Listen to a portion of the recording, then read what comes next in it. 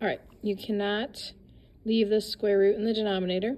And since there's a plus or minus in the denominator, we're going to multiply by the conjugate, which are the same values,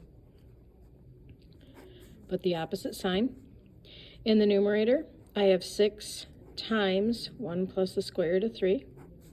In the denominator, when I multiply this out, I have to distribute the 1 and then distribute the negative square root of 3.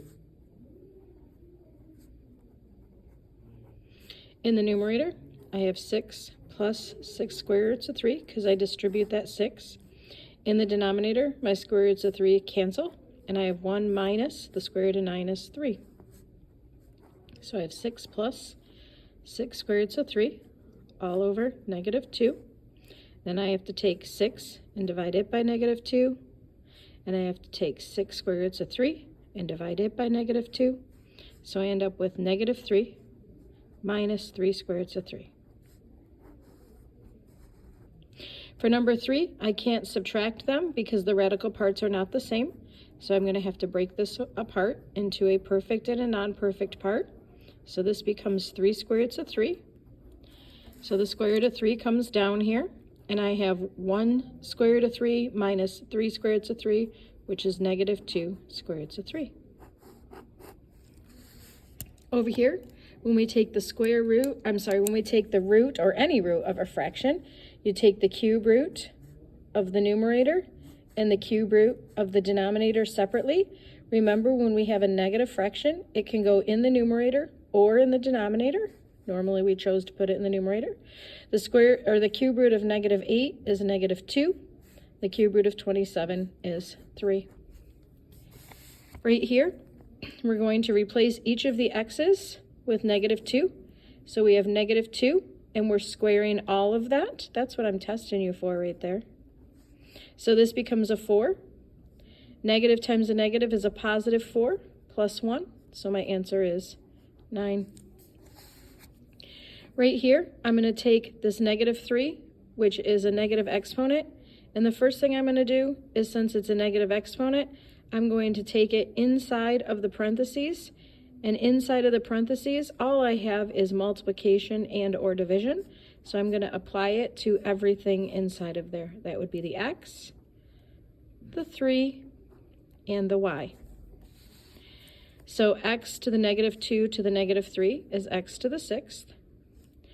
3 to the negative 3 ends up moving up to the top. So it comes up here and becomes a positive. And the y to the negative 3 also comes up here and becomes positive. And then the 3 to the 3rd means 3 times 3 times 3, which is 27. And then we have y to the 6th. I'm sorry, 27x to the 6th, y to the 3rd.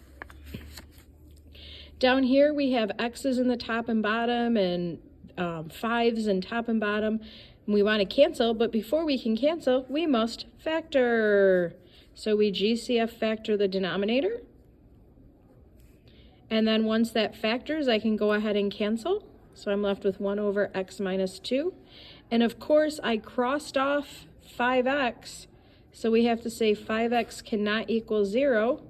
So x cannot equal 0.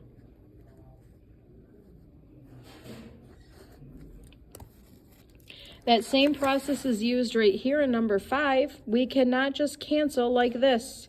We must first factor the numerator. The numerator is a perfect cube, and a perfect cube, which means it's going to factor into a binomial times a trinomial. You take the cube root of 64, which is 4. You take the cube root of m cubed, which is m. You take the cube root of n cubed, which is n, and the sign stays the same.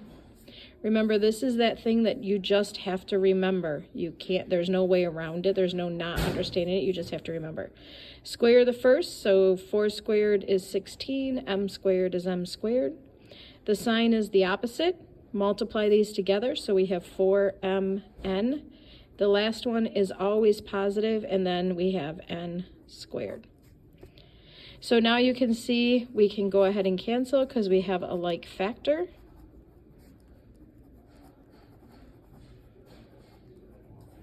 And then, of course, we canceled something out. So we have to say 4m minus n cannot equal 0. And then I don't care what you solve this for. It's probably easiest to move n over, so you can say 4m cannot equal n.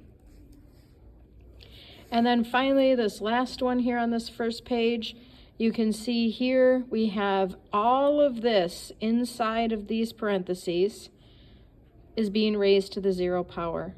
So all of this inside of these parentheses, since it's being raised to the 0 power, becomes a 1. So you have 4 times x to the negative 2 times 1. So that just becomes 4 times x to the negative 2, because anything times 1 is itself. And then we have a negative exponent, which we can't leave here, so we're going to make a fraction. Anything that has a positive exponent, which is the 4, is going to go in the numerator. Anything that has a negative exponent, which is the x squared, is going to go in the denominator. And there is the first page.